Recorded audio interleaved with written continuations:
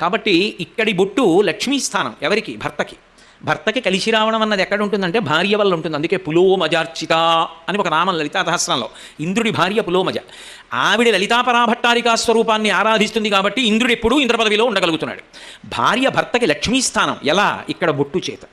ఈ పాపట ప్రారంభ స్థానమునందు బొట్టు ఉండాలి. అందుకే పాపిడి కొండలు వాటి పేరు. గోదావరి మధ్యలో ఆ కొండ వస్తే గోదావరి పాపిడి తీసినట్టుగా, పాపట అంటే మధ్యలో గీతలా తీసి కురులను అటు ఇటు దువ్వుతారు.